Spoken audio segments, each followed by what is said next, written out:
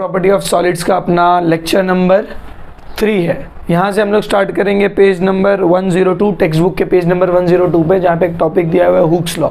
तो Hooke's law समझने से पहले एक रिवीजन करते हैं, what is stress and what is strain.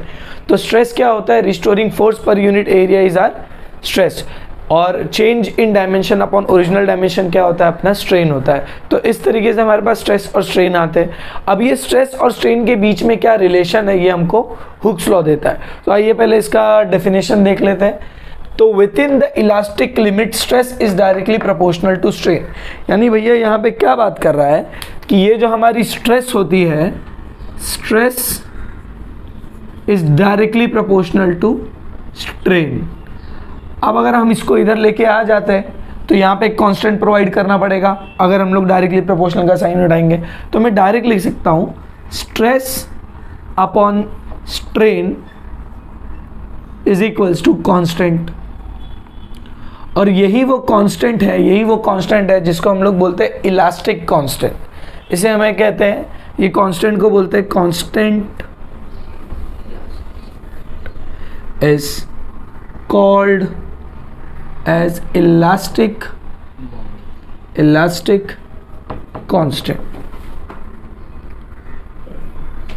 अब यहां तक का तो बात क्लियर हो गई भाई। Stress directly proportional to strain रहेगा, यानी जैसे जैसे एक रॉड है, एक मैं अगर बना लूं कि एक मेरी रॉड है, इस रॉड पे मैंने फोर्स अप्लाई किया हूं।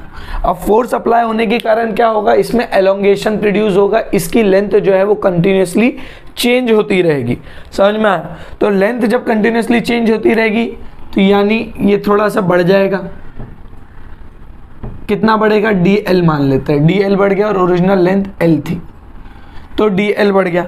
अब यहाँ पे क्या हो रहा है कि जैसे जैसे मैं स्ट्रेस बढ़ा रहा हूँ, ये फोर्स है मेरा, फोर्स, लेकिन जैसे जैसे मैं इसमें स्ट्रेस बढ़ा रहा हूँ वैसे वैसे इसका जो है स्ट्रेन भी बढ़ रहा है। यानी यहाँ पे क्या बोला हुआ है? Stress is directly proportional to strain. यानी कि भैया जैसे जैसे तुम स्ट्रेस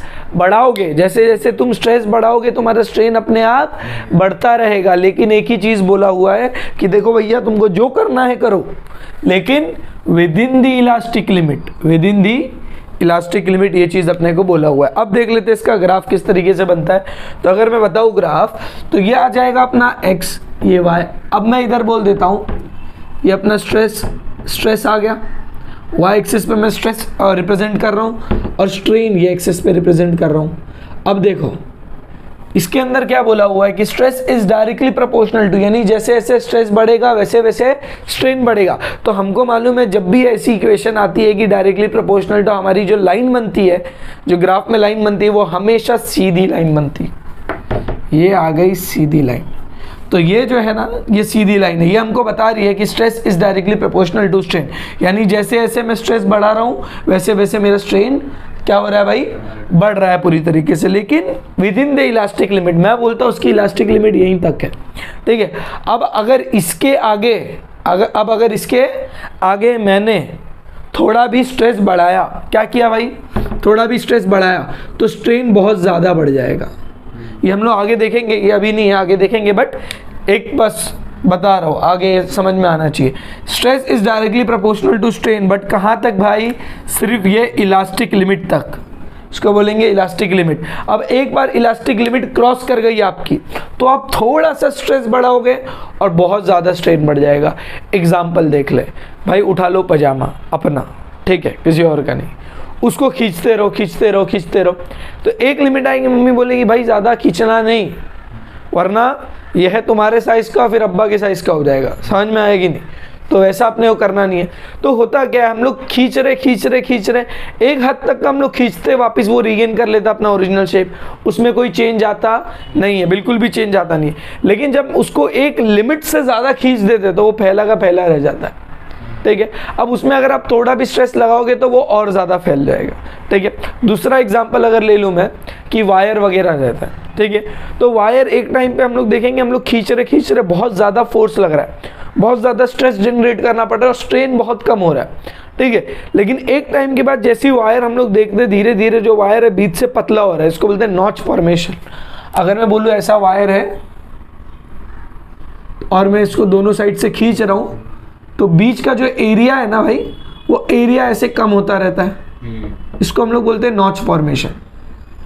तो क्या होता है, जैसे ही ये नॉच बन जाता है तो पहले तो हमको बहुत ताकत लगी, थोड़ा भी स्ट्रेन पैदा करने के लिए पहले हमको बहुत स्ट्रेस लगा। अब अगर मैं सिर्फ थोड़ा सा स्ट्रेस लगाता हूँ तो स्ट्रेन भैया ऐसे फ्लो होके आते हैं। कैसे होते हैं? फ्लो होके। देखो यहाँ पे वही चीज़ दिया हुआ है, यहाँ पे मैंने हल्का सा क्या किया, स्ट्रेस बढ़ाया, लेकिन स्ट्रेन देखो कितना बढ़ गया। समझ में आया? तो भाई हुक्स लॉ जो है सही है, बट कहाँ तक सही है? With in the elastic limit. Elastic limit के बाद उसका कोई वजूद नहीं है। तो यहाँ पे हम लोग को मालूम पड़ गया हुक्स लॉ क्या होता है, और ये चीज़ मालूम पड़ गया हम लोग को कि इलास्टिक कांस्टेंट क्या होता है। अब मैं बात करूँगा कि हमारे पास कितने टाइप के स्ट्रेस और स्ट्रेन है। तो again the answer is 3। Last lecture हम लोग देख चुके हैं, नहीं देखे तो जाके देख लेना, ठीक है।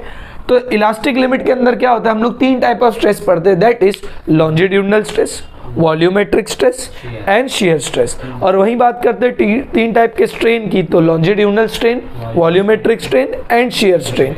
तो 3 टाइप के स्ट्रेस है, 3 टाइप के स्ट्रेन है, तो भैया 3 टाइप के इलास्टिक मॉड्यूलस भी होंगे, ठीक है। तो अभी तीनों टाइप के इलास्टिक मॉड्यूलस एक बार में देख लेते हैं, करना पड़ेगा अभी। तो अभी हम लोग ने बात की इलास्टिक मॉड्यूलस की। तो 3 टाइप ऑफ इलास्टिक मॉड्यूलस होता है, जिसमें से सबसे पहला है यंग्स मॉड्यूलस, जिसको रिप्रेजेंट किया जाता है y से। तो y जो है रिप्रेजेंटेशन है यंग मॉड्यूलस का। पहले देख लेते हैं यंग्स मॉड्यूलस है क्या। So it is a elastic constant, it is a modulus of elasticity that is related to the change in length. यानी कोई भी ऑब्जेक्ट का जो है लेंथ, या वायर का जो है लेंथ किस तरीके से चेंज हो रही है, चाहे वो मेटल की वायर हो, रॉड हो या बीम हो, ठीक है। तो कोई भी हम लोग एक ऑब्जेक्ट ले लेते हैं, फॉर एग्जांपल वायर ले लो, बीम ले लो, रॉड ले लो। अब अगर मैंने उस पर लोड लगाया मतलब स्ट्रेस अप्लाई किया हूँ, तो स्ट्रेस के कारण किस तरीके से उसमें एलोंगेशन हो रहा है, यानी यहाँ पे ये चेंज इन लेंथ की बात करेगा। तो याद रखना, Young's modulus is used to show relation between change in length. समझ में आया? किसने? Change in length. तो ये हमको चेंज इन लेंथ बता देता है। अभी हम लोग कंसिडर कर लेते हैं, ठीक है। Consider a wire of length L and area of cross section is circular, having radius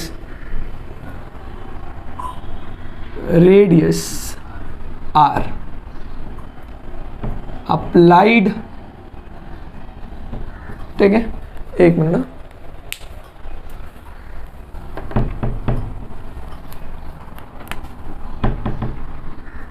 a weight of mg is applied on one of the end of wire। देखो कहानी बहुत लिख ली है, अब मेन चीज़ पे आ जाते हैं। कंसिडर कर लो कि हमारा सीलिंग है, ठीक है भैया, और ये सीलिंग से जो है हम लोग ने एक वायर कनेक्ट किया। क्या कनेक्ट किए? एक हल्की सी वायर जिसका क्रॉस सेक्शन क्या है, उसका क्रॉस सेक्शन जो है वो एक सर्कुलर है। अब मैंने यहाँ से बांध दिया और यहाँ से मैंने एक वेट लगा दिया हूँ mg, ठीक है। mg का मैंने यहाँ पे फोर्स अप्लाई कर दिया हूँ। अब जाहिर सी बात है ये वायर को mg अपने नीचे की तरफ खींचेगा, तो नीचे की तरफ खींचेगा तो क्या होगा? एलोंगेशन होगा, चेंज इन लेंथ होगा। तो मैं क्या देखता हूँ कि ये जो मेरा वायर बड़ा मासूम से था, अब ये देखो थोड़ा बढ़ गया है। तो कितना बढ़ गया अगर मैं बात करूं तो इसकी ओरिजिनल लेंथ L थी, फिर ये स्मॉल l से बढ़ गया, ठीक है। किससे बढ़ गया? स्मॉल l से बढ़ गया, ठीक है। ये चीज़ यहाँ तक का समझ में आ गई। अब अगर मुझे इसका स्ट्रेस लिखना हो, लॉन्जिट्यूडनल स्ट्रेस, अब मैं फाइंड करता हूँ लॉन्जिट्यूडनल स्ट्रेस। क्या होता है भाई? Applied force upon area. क्या होता है? Applied force upon area.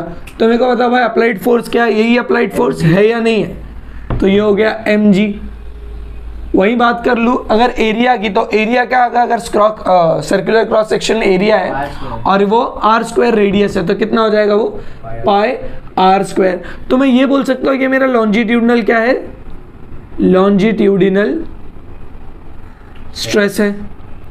वही बात करता हूं अगर मैं लॉन्जिट्यूडिनल स्ट्रेन फाइंड करूं, लॉन्जिट्यूडिनल स्ट्रेन, हाँ लॉन्जिट्यूडिनल स्ट्रेन क्या होगा, change in length upon original length. तो चेंज इन लेंथ क्या, यही है चेंज इन लेंथ। देखो भाई इतना चेंज आ गया है तो मैं बोलता हूँ L अपॉन ओरिजिनल लेंथ क्या था L। इसको मैं देता हूँ 1, इसको मैं दे देता हूँ 2। अब एकदम से याद रखना, अब एकदम से एक चीज एकदम अच्छी तरीके से याद रखना कि Young's modulus is the ratio of longitudinal stress to longitudinal strain. समझ में आया? क्योंकि अभी हम लोगों ने पीछे ही पढ़े कि इलास्टिक मॉड्यूलस क्या होता है, स्ट्रेस टू स्ट्रेन। तो अगर मैं बात कर रहा हूँ पर्टिकुलरली यंग्स मॉड्यूलस की, तो इसमें longitudinal stress upon longitudinal strain आएगा। ठीक है, एकदम सिंपल से अगर मैं बात करूँ यहाँ पे, तो यंग्स